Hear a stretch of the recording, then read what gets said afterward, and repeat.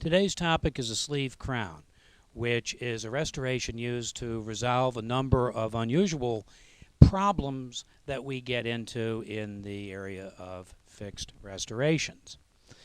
For example, let's say that you've placed a 14-unit maxillary reconstruction, and it has served the patient very well for a number of years until one day the patient comes in and the porcelain has fractured from the underlying substructure on one of the maxillary anteriors.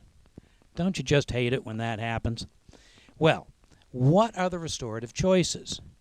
Perhaps you would be amenable to redoing the entire 14-unit reconstruction. Perhaps not.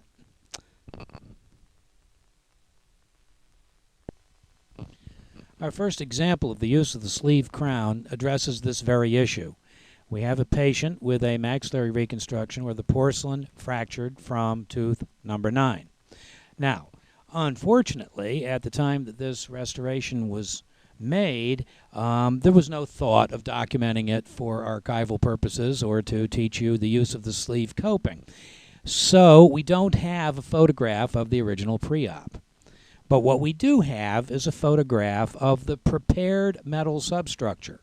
And what has been done is the remainder of the porcelain was removed and the substructure was prepared with a chamfered diamond to receive a non-precious metal substructure for a porcelain fused to metal sleeve.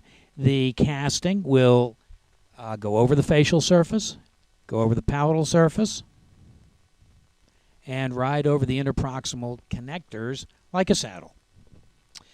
So our first clinical photographs show you the prepared metal from the facial view, in protrusive, and a palatal view. Next, we see the provisional restoration that has been placed, once again, from the facial view, protrusive, with the mouth wide open from a palatal view, and a smile. Next, we see the sleeve with porcelain applied extraorally on the tabletop, and our first view shows the facial. Our second view shows both palatal and the interproximal surfaces. And our final view shows the internal, or if you will, intaglio surface of the restoration. Now we go back to the final cementation, and we see the final restoration in the mouth with the mouth wide open, and a palatal view, and the final smile. Having now restored a fixed abutment with a sleeve crown, now let's see what we can do if we have the same problem on a Pontic. Good morning. We're here today to demonstrate another use of the rather versatile sleeve crown for restorative purposes. We don't have the opportunity of showing you this preoperative situation intraorally as the work has already been accomplished. However, to take you back in time a little bit, our patient presented with a 4-unit bridge from 11 to 14, which includes 2 Pontics, 12 and 13, with a broken solder joint between the two. So this, of course, presents a dilemma. We have to resolve the situation. One choice is to redo the entire bridge. But with the sleeve crown, we can avoid that and do the following. We can, as you see here, prepare, and I'll let this get in focus. Tell me when. Okay. Prepare the Pontics as if they were teeth. There's been enough room reduced occlusally for porcelain and for metal. It'll be a metal occlusal, but for porcelain on the buccal cuss tip. And there's also been enough room prepared on the facial surfaces for customary reduction for porcelain fused to metal. So if we take then a look, both in terms of occlusal clearance and in profile for room for porcelain. We can then create a restoration that looks like this.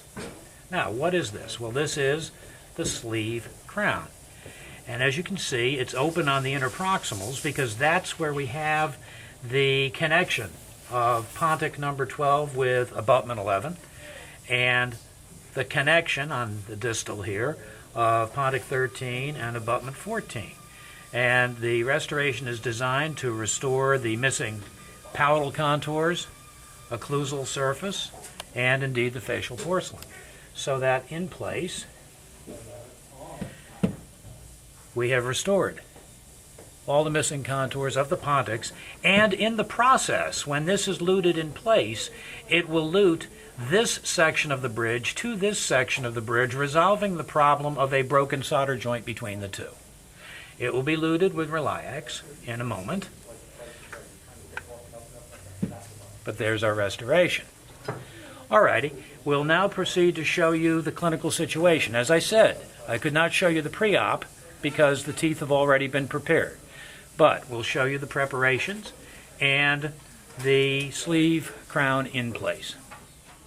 Well, here we are back in the clinic with our patient. And as you can see, intraorally, these are the prepared Pontics, teeth numbers 12 and 13, ready to receive the sleeve crown. And if you would open, sir. And now close in place. And here we are with the completed sleeve crown restoration in place. All that remains is final luting with Reliax. Thank you very much.